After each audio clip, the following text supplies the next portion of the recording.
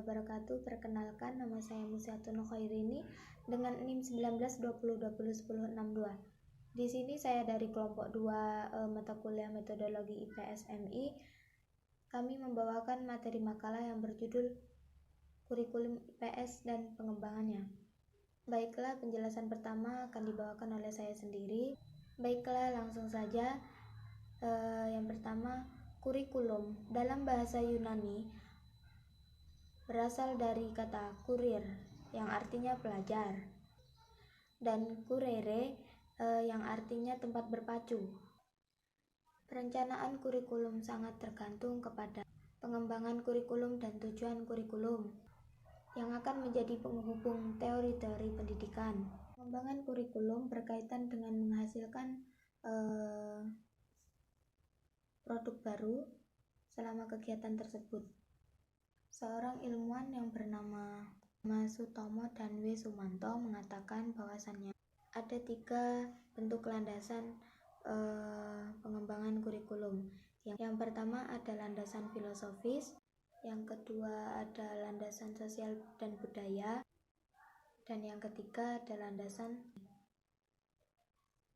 adalah penanaman nilai-nilai.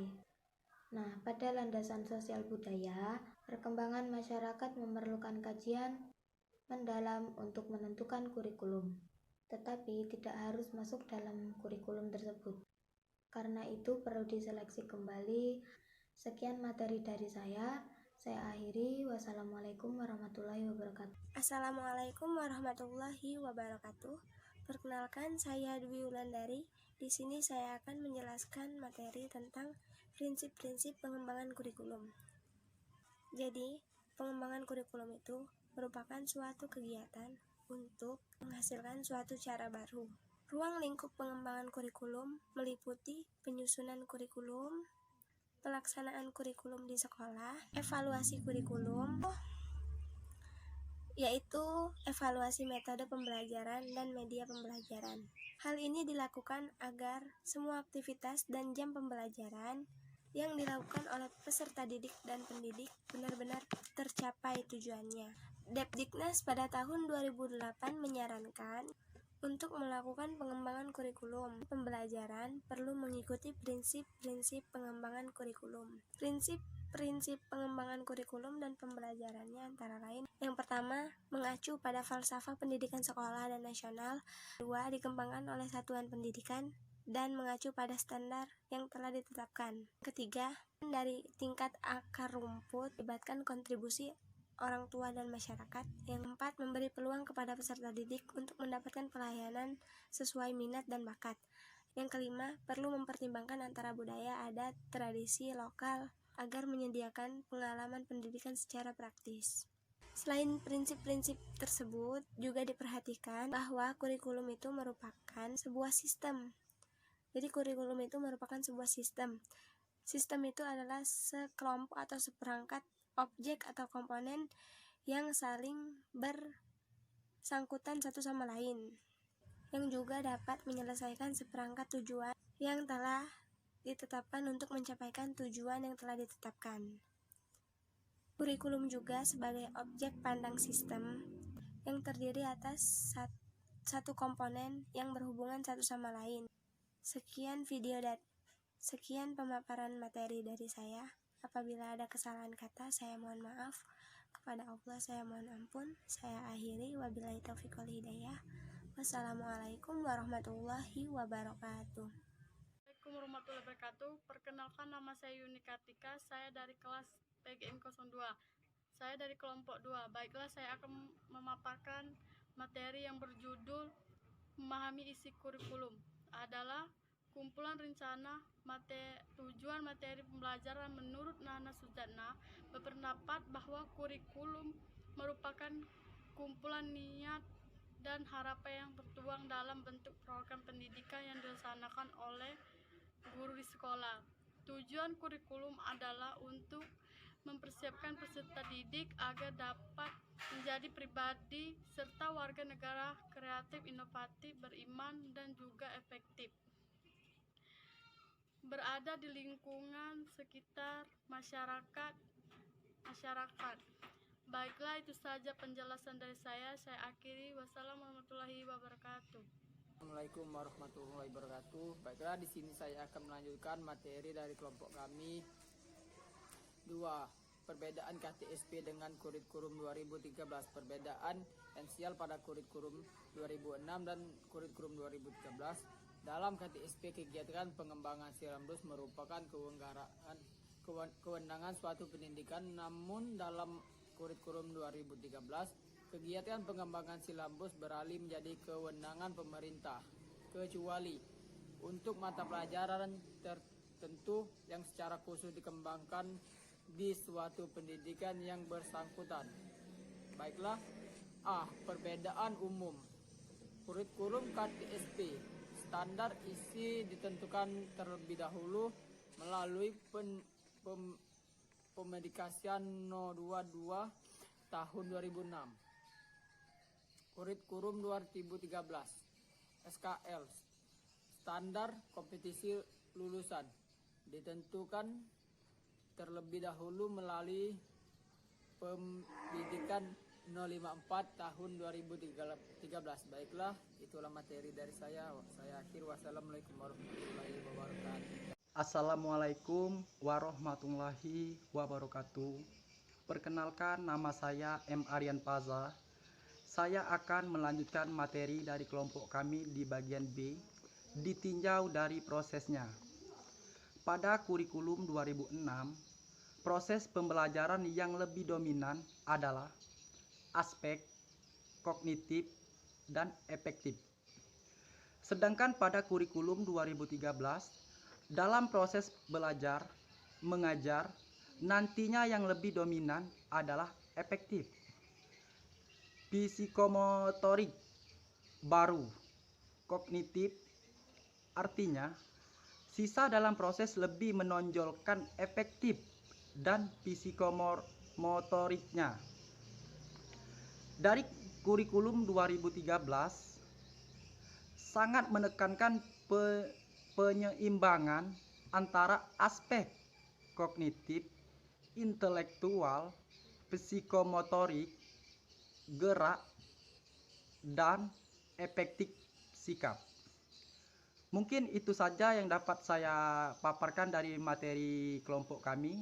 Lebih dan kurang saya mohon maaf. Saya akhiri, wabillahi taufiq wal hidayah. Wassalamualaikum warahmatullahi wabarakatuh. Assalamualaikum warahmatullahi wabarakatuh. Perkenalkan, nama saya Aldo Raplesia Peli. Di sini saya akan melanjutkan materi dari kelompok 2, yaitu C, ditinjau dari penilaiannya. Dari kurikulum 2006 membuat sejumlah permasalahannya. Yang pertama yaitu kurikulum belum sepenuhnya berbasis kompetensi sesuai tuntunan fungsi dan tujuan pendidik nasional. Yang kedua, kompetensi belum menggambarkan secara holistik domain sikap, keterampilan, dan pengetahuan. Yang ketiga, standar penilaiannya belum mengarahkan pada penilaian berbasis pada komputer dan belum secara tegas menurut adanya remedensi secara berkala. Menurut kurikulum 2013, yang pertama ada pada kurikulum 2013, tantangan masa depan yang dihadapinya yaitu arah globalisasi, masalah lingkungan hidup, kemajuan teknologi informasi, konvergensi ilmu dan teknologi ekonomi berbasis pengetahuan. Yang kedua ada fenomena sosial yang mengemukakan seperti perkelahian pelajar, narkoba, korupsi, dan kecurangan dalam berbagai jenis ujian. Itulah materi yang bisa saya sampaikan dari kelompok kami. Apabila ada kata-kata yang salah, saya mohon maaf. Kepada Allah saya mohon ampun. Wabillahi taufiq wal hidayah. Assalamualaikum warahmatullahi wabarakatuh. Assalamualaikum warahmatullahi wabarakatuh. Perkenalkan, nama saya Dwi Akridatul Fatrah, NIM 1920201063. Baiklah, materi selanjutnya yaitu saya membahas tentang D, ditinjau dari esensialnya. Yang pertama, kurikulum 2006. A. Tiap mata pelajaran mendukung semua kompetensi, sikap, pengetahuan, keterampilan. B. Mata pelajaran dicatat terkait satu dengan yang lain dan memiliki kompetensi dasar yang diikat oleh kompetensi inti tiap kelas. C. Bahasa Indonesia sebagai penghela mapel lain, sikap dan keterampilan bahasa. D. Semua pelajaran diajarkan dengan pendekatan yang sama, yaitu saintifik, melalui mengamati, menanya, mencoba, dan menalar, dan lain-lain. Yang E. Bermacam jenis konten pelajaran diajarkan terkait dan terpadu pada satu sama lain. Konten ilmu pengetahuan diintegrasikan dan dijadikan penggerak konten pembelajaran lainnya. F. Tematik integratif untuk kelas 1 sampai kelas 6 SD. G. TIK merupakan sarana pelajaran, dipergunakan sebagai media pembelajaran mata pelajaran lain. Yang H. Bahasa Indonesia sebagai alat komunikasi. Yang I. Tidak ada penjurusan di SMA. Ada mata pelajaran wajib, peminatan, antara minat, dan pendalaman minat. Yang J. SMK dan SMA memiliki mata pelajaran wajib yang sama terkait dasar-dasar pengetahuan, keterampilan, dan sikap. Yang K. Penjurusan di SMK tidak terlalu detail sampai bidang studi, di dalamnya terdapat pengelompokan peminatan pendalaman. 2. Kurikulum 2013. A. Mata pelajaran tertentu mendukung kompetensi tertentu. B. Mata pelajaran dirancang berdiri sendiri dan memiliki kompetensi dasar sendiri. C. Bahasa Indonesia sejajar dengan mapel lain. D. Tiap mata pelajaran diajarkan dengan pendekatan berbeda. E. Tiap jenis konten pembelajaran diajarkan terpisah. F. Tematik untuk kelas 1 sampai kelas 3 SD. G. TIK adalah mata pelajaran sendiri. H. Bahasa Indonesia sebagai pengetahuan. I. Untuk SMA ada penjurusan sejak kelas 10. J. SMA dan SMK tanpa kesamaan kompetensi. K. Penjurusan di SMK sangat detail atau sampai keahlian. Sekian, terima kasih. Wassalamualaikum warahmatullahi wabarakatuh. Secara konsensual, menurut Amabile dan Superlane mengatakan bahwasannya suatu produk atau seseorang dapat dikatakan kreatif apabila seorang ahli atau pengamat yang punya kewenangan dalam bidang itu mengatakan bahwasannya itu kreatif. Nah, Ade Sulaiman dan Supardan menyebutkan sedikitnya ada 3 kriteria, yaitu yang pertama kriteria efisiensi, yang kedua kriteria efektivitas, dan yang ketiga kriteria tingkat keterlibatan siswa.